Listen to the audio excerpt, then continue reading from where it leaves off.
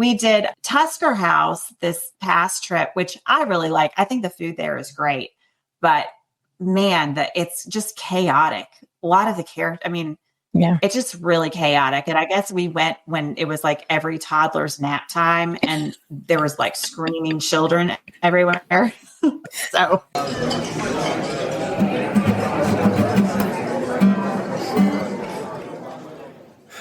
From the Crush Studio in sunny Florida, this is the Disney Crush Podcast. And now your two tempests in a teacup, Dave and Tony Ann. On this week's The Disney Crush Podcast, a year of Disney. Our friend Brenda joins us to tell us about her year of Disney. Did she get everything done on her wish list? We'll find out on episode 374 of the Disney Crush Podcast. David. Tony Ann. How are you? I'm fine. I'm even finer because we have an amazing guest with us today. We do. We have our dear friend Brenda. Brenda, you were like an OG crusher. You've been around a long time, but is this the first time you've been on the show, or were you on a 5-on-5? You know, I was trying to think. I think I came on once to talk about staying off site. It was one of our live streams, I think, that you were on when we were doing the live streams during COVID. Yeah. Yes, my second time on. Glad to be here. Very cool. So do you want to get right to it, Dave? Because we've got a lot of questions for Brenda. Yeah, I think so. Because, I mean, she's got a year in Disney. That's a lot of Disney. Oh, a lot of Disney to talk about, a whole year. All right. Well, first of all, I'm going to even go off script a little bit and ask you, Brenda, about your year of Disney. What made you do this? So you bought annual passes for the whole family, and then you decided you were going to make the most of them? Yeah. So how it all started was several years ago, maybe like 5 or 6 years ago now, we started gifting the kids a trip for Christmas. And it's not a surprise anymore. And so we talk in advance about what we're going to do for the upcoming year. And we were talking in, I guess, 2023 about what we were going to do for our 2023 gift trip. And it came up that my middle son, Elliot, who's now 14, was really bummed still that the year of COVID, 2020, he didn't get to go to Disney for his birthday because we had annual passes at the time and we weren't sure when they were going to reopen, and his birthday's in July. And so we canceled our passes and got that prorated refund that they were offering. So some, poor middle child never, like everyone always ignores him. He never gets to do his first choice of anything. Nobody had any idea he was still upset about this. So somehow this turned into, how about we gift them annual passes and we go to Disney for everybody's birthday? So that was the gift. In 2023, the gift was annual passes. We actually were in Florida in August of 2023 and went to see Cirque du Soleil at Disney Springs and picked up our annual passes, like the cards, and then activated them in January of 2024, which was our first trip for Gavin's birthday. So we've got 3 kids. Birthday months are January, February, July, October. And then the last trip was supposed to be Christmas for Jesus' birthday, but we didn't end up going for actual Christmas. We were there sort of around Christmas time and ended up doing New Year's. And so in between the birthdays, we did a bonus trip in May and a couple of days in August that we tacked onto a trip to St. Augustine Beach.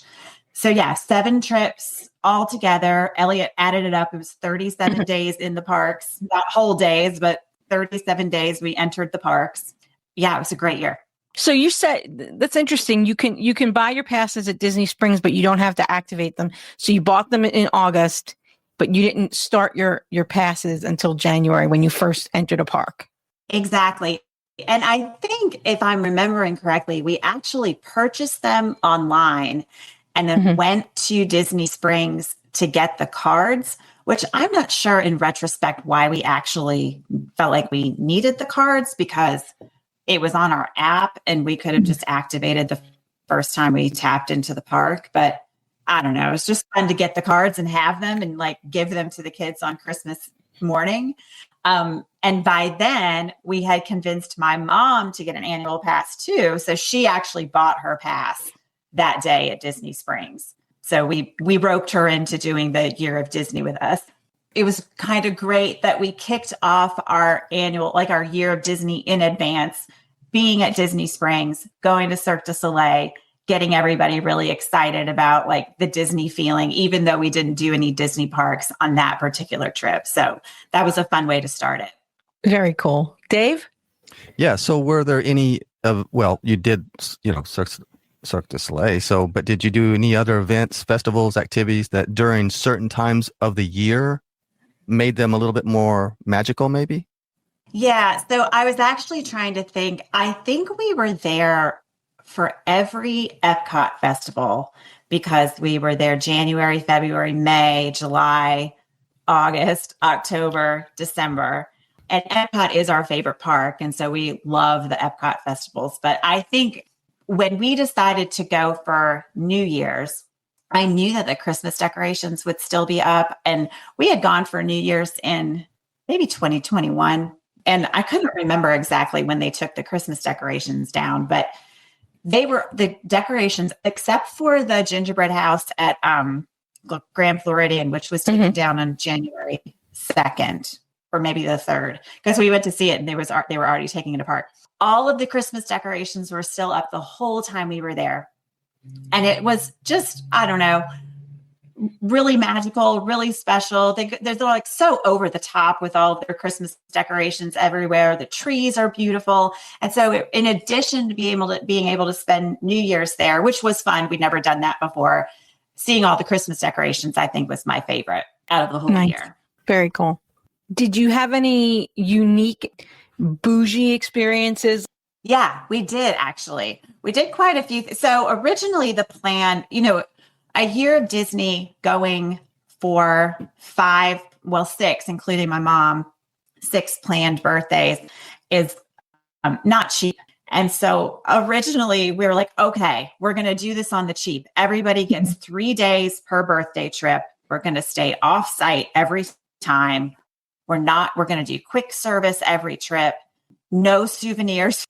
We did end up doing a bunch of special things. And I'm so glad we did, because once you get started, once you sort of like do the first special thing, you sort of can't stop. And this is sort of minor, but it was the first time we'd done it. We ordered the birthday cake that you can have.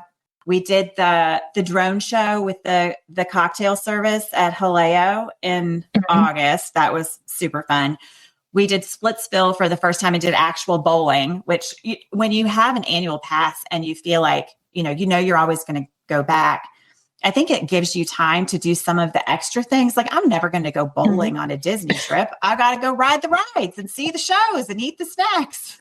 So it was great that we were able to do that. I think our biggest splurge was Savor the Savannah. We did that in October.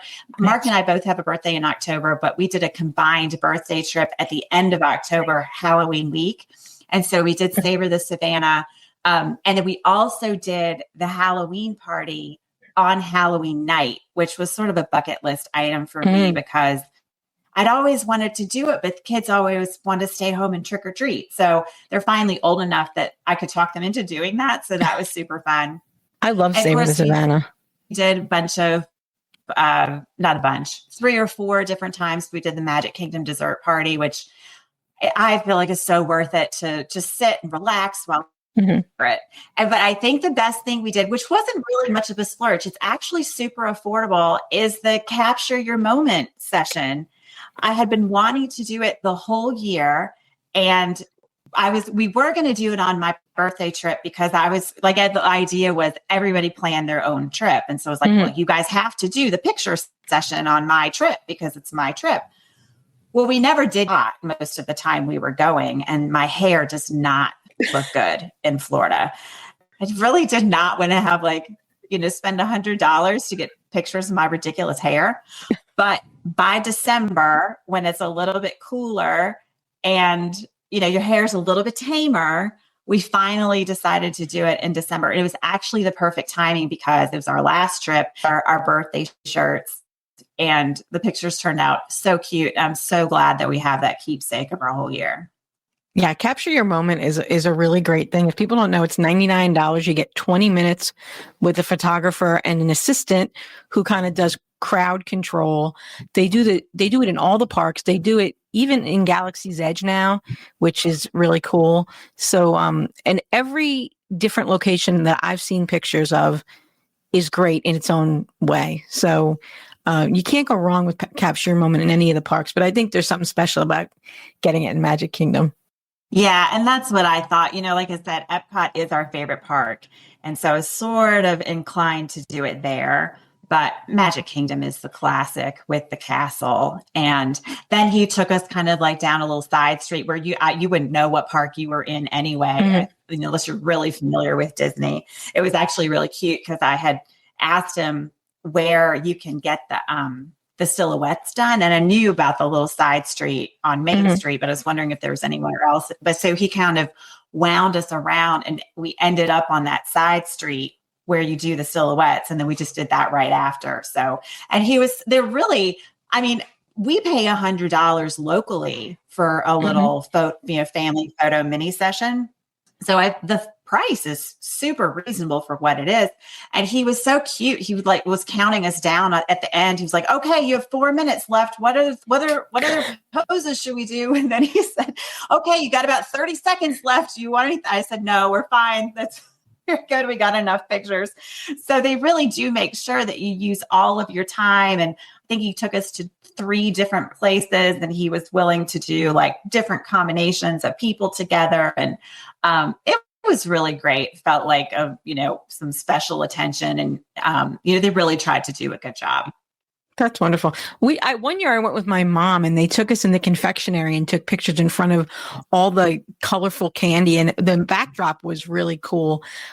Things that you wouldn't even think of. That the photographers have some great ideas for pictures. Yeah, that's awesome. Well, now that we've done it, I think I'll want to do it every time we go back. I mean, that was the one complaint from the kids. They're like, oh, Mom, not another picture. Because, of course, you get photo pass with your annual pass. And so we had tons of pictures in the parks. And the kids gave me a hard time every single time I wanted to stop for a picture. But for my birthday trip, we probably have the most pictures because I was in charge for that one. It's good being in charge, isn't it? Yeah. Yeah, the latest show we just put out, I think that picture was a capture your moment, wasn't it, Tony Ann? Yeah, that was a capture your moment in Animal Kingdom that we did. Yeah. We need to do another one, but we're running out of pictures. What were some of your favorite rides that you guys found yourselves going back to all the time? Was there any attractions or rides like that for you guys? Yeah, for sure. It was Guardians. I think the kids had ridden it on our 2021 trip. And, they make it so complicated to do Guardians, but, so we would do the virtual queue and sometimes we would get the individual lightning lane. I think it was after our July trip that they made that change where you could purchase your individual lightning lanes in advance.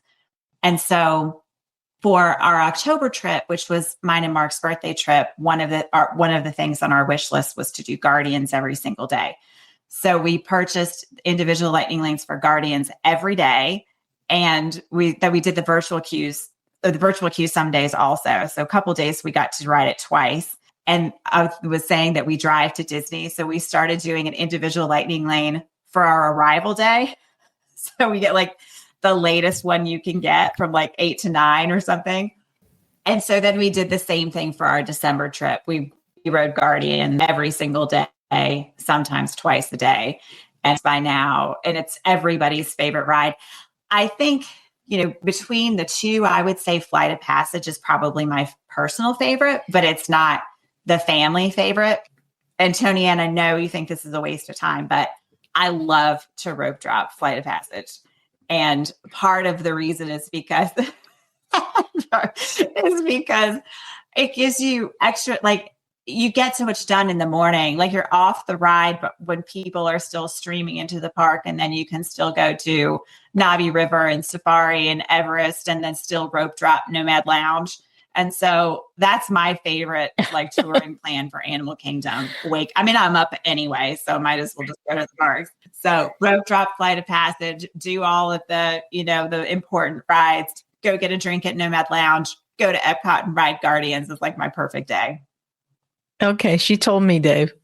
Yeah, well, she's not wrong. I mean, I guess, but I'm not sure how much crusher she is now. But no, Flight of Passage was my go-to for sure. And then and now Guardians is just, I think, taking over that spot. I love Flight of Passage, but yeah, Guardians is amazing.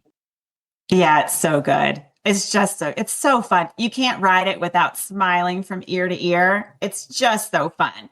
And I was saying, everybody in the whole family, even my mom loves it, although she likes Flight of Passage too. But and while we were there in December, we had some really interesting experiences with the crowd levels.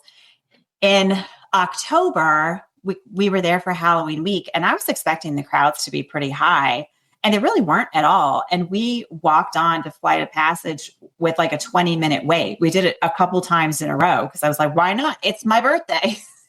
In December, it was like a 4-hour wait. And we were just marveling at all of the wait times and thinking like, who would wait 4 hours for Flight of Passage?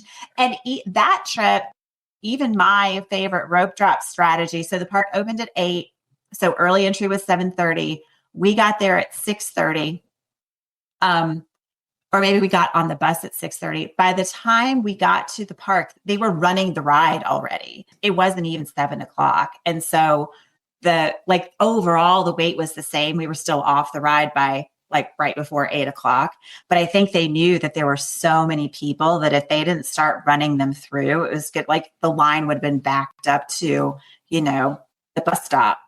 So it really does depend on the crowd level. And it's kind of amazing that they're in tune with that enough to know when they've got to make adjustments. And they clearly made an adjustment to their schedule that morning to let people onto Flight of Passage earlier. So our December trip was actually really interesting because we didn't really do that many rides because the lines were so long, and we had done everything we cared to do by then multiple times. And so, certainly if it had been our first and last or only trip to Disney, it would have been disappointing, but we loved it because we just walked around, got snacks, went in the shops, people watched, marveled at the people walking around with maps who didn't seem to know where they were going. It was I think we just took it all in and really just appreciated and enjoyed things more because we weren't standing in line for rides the whole time. So it was a much different trip from the whole rest of the year. I think we got to see a little bit of everything by, doing trips at different times with the different crowd levels. Did you ever feel like you were burned out of Disney? Like you're done? Like I'm not looking forward to going back. I think we were burned out from traveling. Just traveling is a little bit of a chore, the packing and the unpacking. I was telling Mark on our last trip, I was like, I think it takes me half the time just to pack all my vitamins and everybody's medicines and, get all those squared away. The clothes are easy, but, packing everything for everyone and then unpacking when you get home and doing all the laundry. So just the work of traveling, I think we were a little bit burned out. I will never get tired of Disney. I could go every day. I could live there. I will never get burned out from Disney. I think the kids are maybe a little bit over it for a little while, but I could go back tomorrow and have no complaints and would be happy to pack up all of my stuff again just to go. Well, did you guys do anything other than Disney while you guys were in Orlando? A couple things, not a whole lot. For Lila Claire's birthday, she was turning 12. I think, or maybe she was turning 11. Oh, that's terrible. I'm a terrible mother. I don't know. I think she's currently 11. She was turning 11. She's 11. She's 11, Brenda. Sure. Thanks. He's 11. So she wanted to go to the American Girl store, which we have one that's 3 hours away from us, but she really wanted to go on her Disney trip. So we did that. That was super fun. Highly recommend to anybody who has a little girl who's into that. And I'm glad that we did it.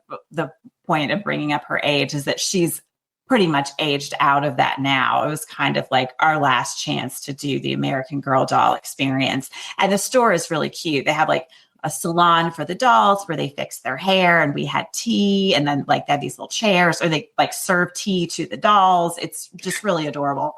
So that was super fun. And then our August trip wasn't really a Disney trip. We started doing this thing where we called it 5th grade graduation. So it's a graduation vacation.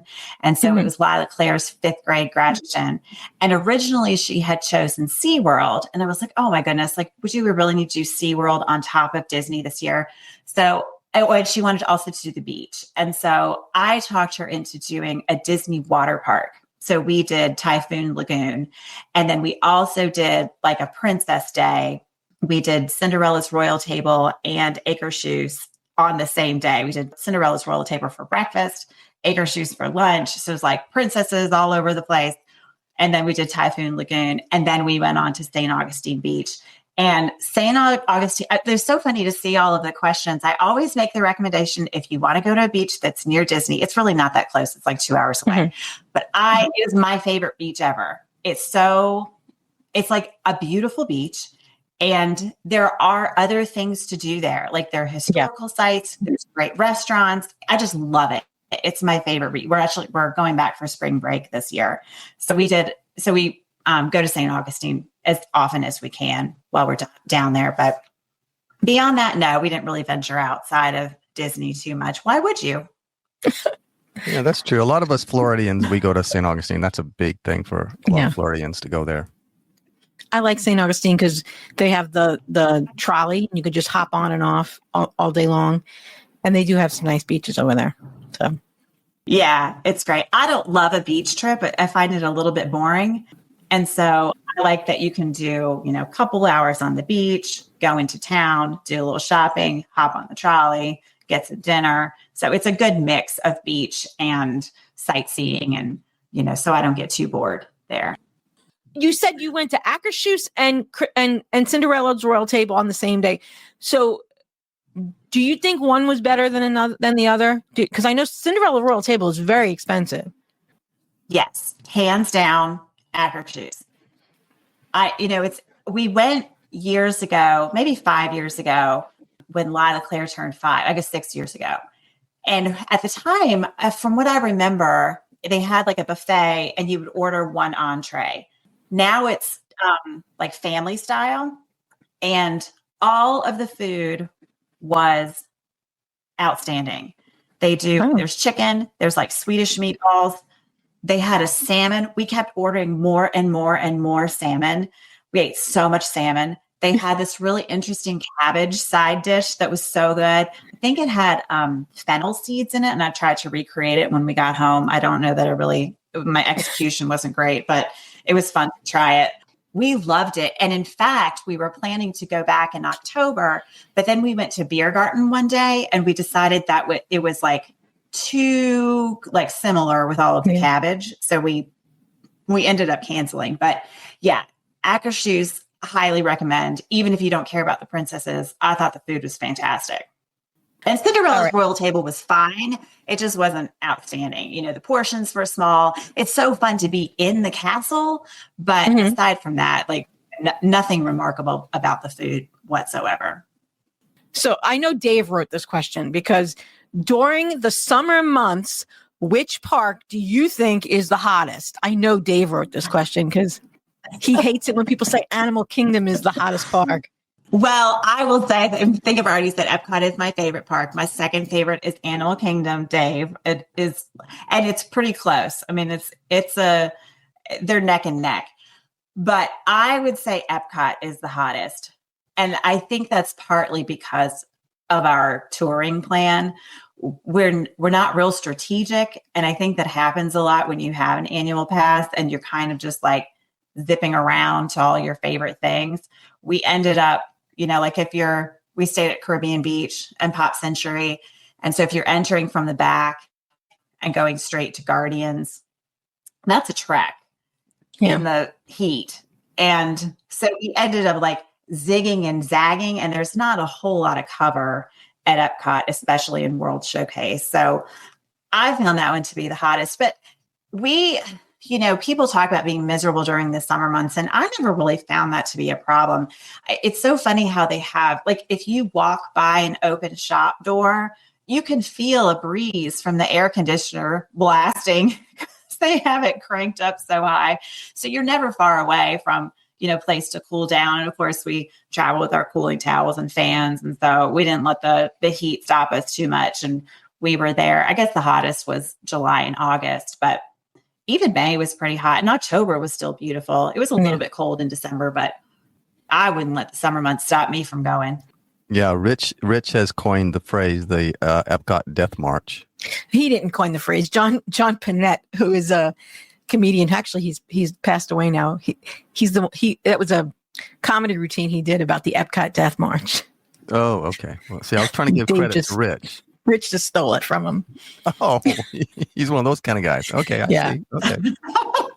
It does feel a little like a death march. If you're walking from like Spaceship Earth all the way back to the Skyliner in the middle, like at 3:00 in the afternoon, don't do that. That's rough. But that doesn't mean we didn't, but would not recommend. Okay, I'm sure you guys frequented a lot of restaurants there. Is there anyone that you would not recommend and wouldn't return to, that you just said, nope, once a one and done?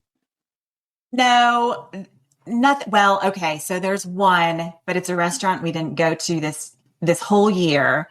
And I'm a little bit surprised that we didn't, because Gavin really likes it. And that is California Grill. And I feel like that's sort of unpopular opinion. We've been there 3 times. It's been a little while, but we've been there 3 times, once for dinner, once when they were doing the brunch, and then again for dinner. And the last time we went for dinner, we actually, our food was inedible. We had to send it back. And so I was just kind of worried the whole time that someone was going to choose to go to California Grill this year. Now I think they have that fixed price menu, but nobody did. So I was really glad that I didn't have to go back there. Wow. Do you have a favorite restaurant that you guys love? So there are a few that we go to repeatedly, and those are Liberty Tree Tavern, Spice Road Table, Boma for breakfast. And then we sort of developed a new favorite this year, Garden Grill. We forgot how much we liked it with, we don't do any character meals anymore because the kids are older, but I don't know, that one's kind of fun. And something about it feels a little less intrusive, I think, because they can only come at you from one side of the table, because of how the tables are set up.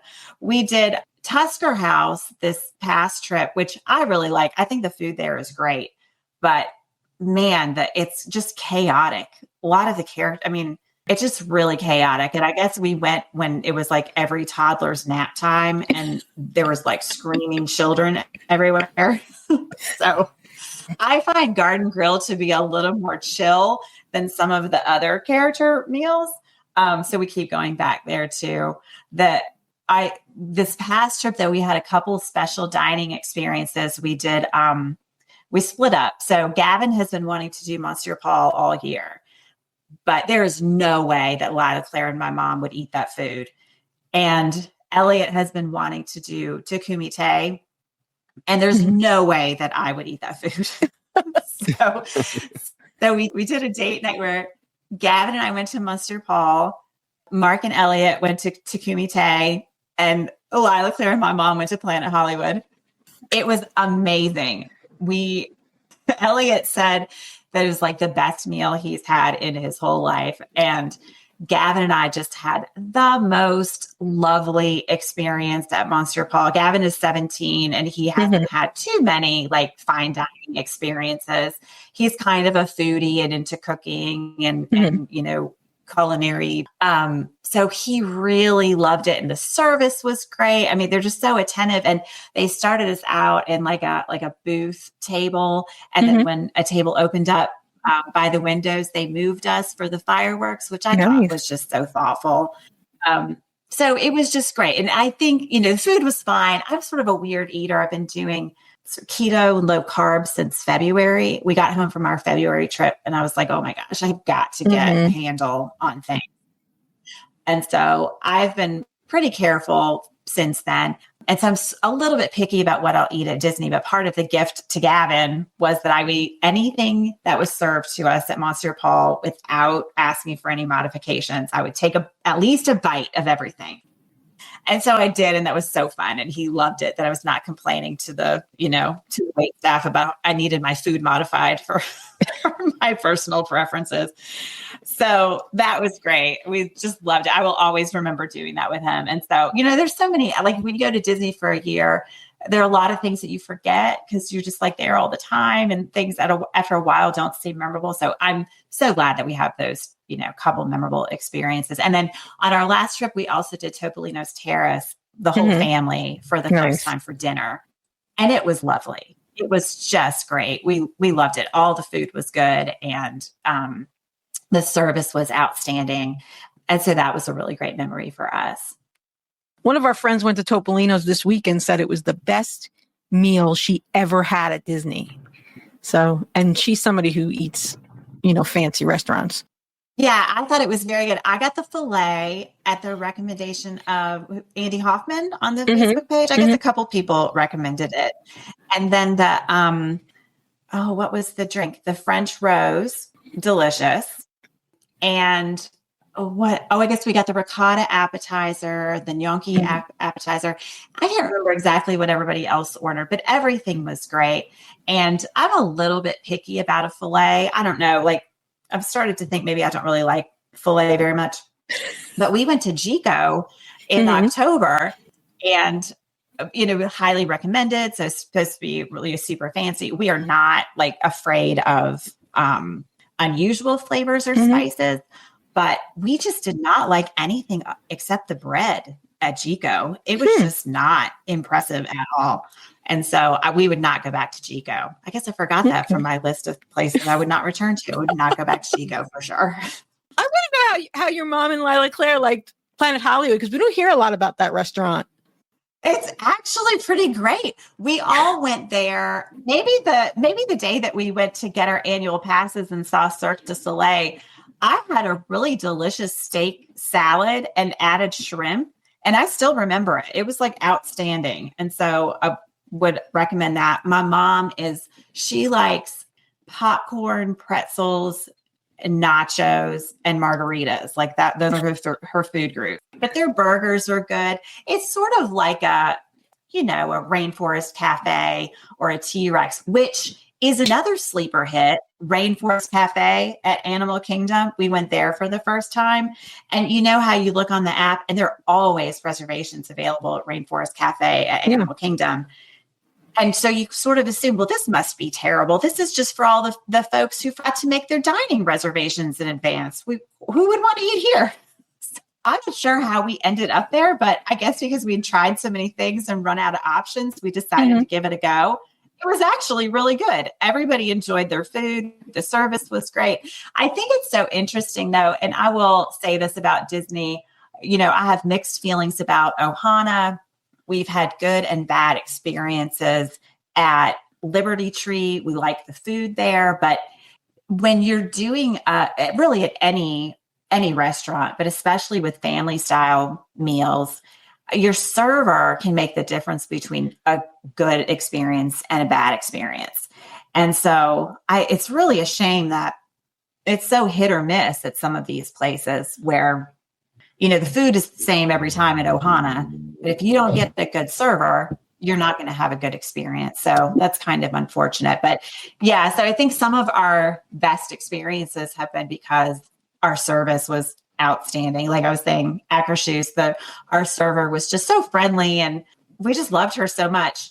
And I think that's part of the reason we enjoyed it so much. All the food was great too. Did your perspective on Walt Disney World change over the course of the year? Do you still love it? Or was there anything that frustrated you about it? I still love it.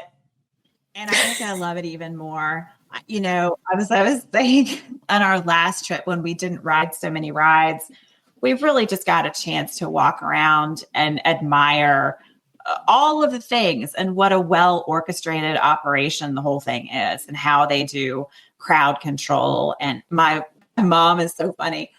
She's having her bathroom remodeled. And so every time we rode Guardians, she would just marvel at the quality of the tile job in the queue.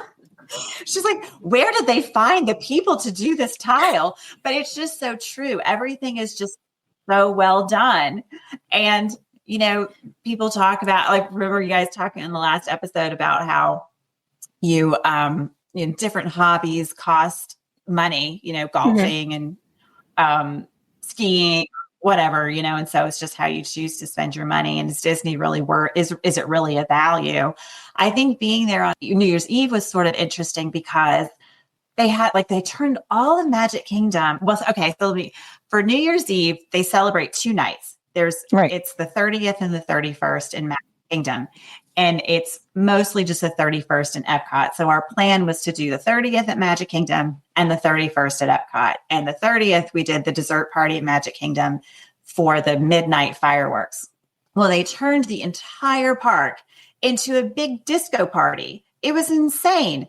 And it didn't cost anything extra. They just did it. They threw a party for fun for free. The tickets are a little bit more expensive if you're buying a day ticket at that time of year. But I don't know, the amount of extra stuff and the parades and the shows that they're running constantly, you know, all day, every day, you know, the Lion King show, the bird show at Animal Kingdom, all of the festival, the storytellers at the holiday festival, the candlelight processional, all of this stuff. Fantasmic is amazing. The fireworks are amazing. You know, it's all included in your price of the ticket. And they do it like every single day. I just think it's amazing how they make it all run so smoothly. And I think having been there so many times without really any hiccups at all, I just came away feeling like more amazed by all of it. I just think it's incredible. Well, the fact that you guys have been so much in the last year, was there anything that you guys didn't get to do that you wanted to do? Yes. The one thing I didn't get to do was any podcast meetups because our schedule was dictated by everybody's birthdays. And every time I was in the park, Tony Ann would message me and say, I'll be there in 2 days. And I'll say, I'm gone before you get here. Oh. Yeah, it kept happening. I would say, I'm coming on Friday. And she'd be like, I'm leaving on Thursday. And she'd say, I'm coming on Thursday. And I'm like, I'm leaving on Friday. We just couldn't make it work all year. I know. Can you believe it? A whole year went by and none of our plans aligned. It just was. But like I said, our goal was to be there for everybody's birthday. And so we had to go at certain times of the year. So that's and after 7 trips, I couldn't really add a bonus trip for just me. So that's my one regret. I really was hoping to get some time with the podcast friends, but it never really happened. Someday we'll get it. So what's next for you guys? Do you have someplace else you want to go, or are you looking beyond Walt Disney World for this year, for 2025? Yeah, so we already have our plans for this year. We're doing spring break in St. Augustine Beach, which is our favorite. So I am looking.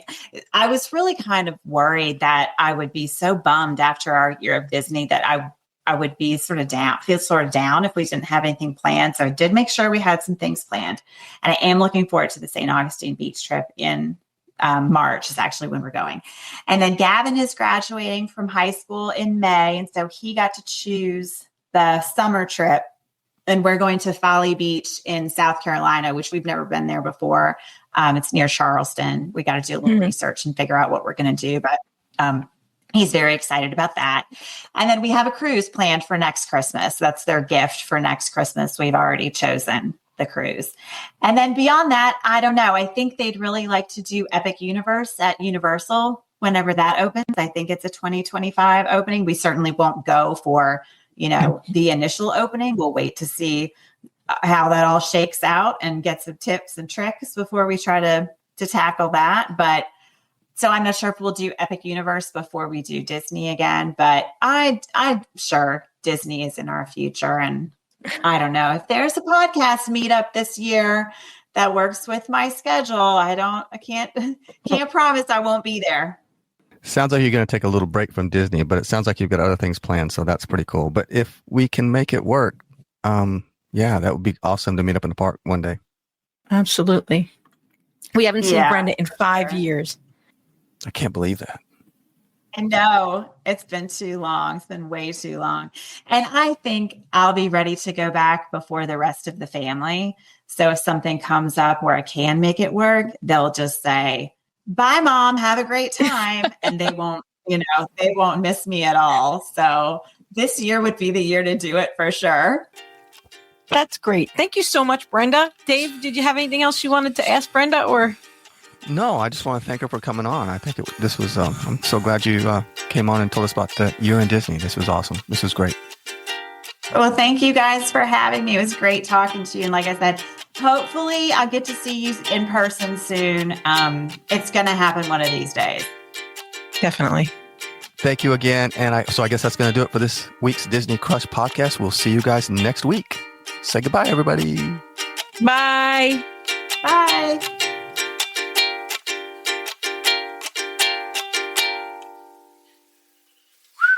think that's it. All right. Turkey and truth has spoken. Put a check on that. Can you do that, Dave? Can you put a check on that one?